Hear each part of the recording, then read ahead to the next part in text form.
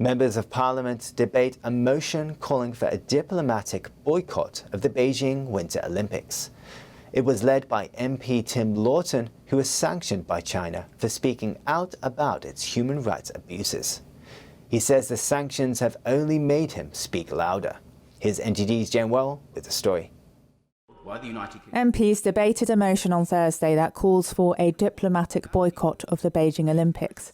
MP Tim Loughton, who led the debate, said things have got worse since Beijing hosted the Games in 2008.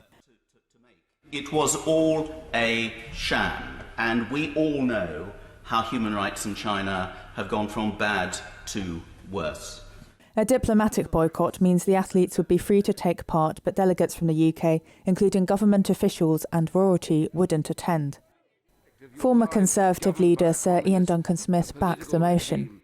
Our government must recognise now that it is no longer dealing with a decent organisation that would uphold freedoms. It is dealing with a dictatorial, militaristic, intolerant, oppressive regime who, every time we give them these public demonstrations as the Olympics, we do ourselves and worse, the Uyghurs, the Tibetans and all those oppressed peoples, a disfavour. Let us stand up for freedom, democracy and human rights and not back these games. MPs Sir Ian, Tim Loughton and Nusrat Ghani were among those sanctioned by China for speaking out about the regime's human rights violations.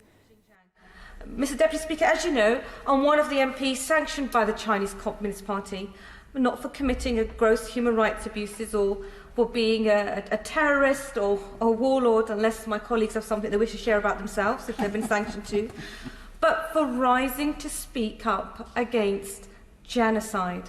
And if my government thinks that it has any way in persuading the CCP to conduct itself any differently to our values and our norms, then I'm afraid that it has lost the plot completely. It's an issue that has cross-party backing. To send a clear message to the Chinese Communist Party that oppression and discrimination can never be tolerated.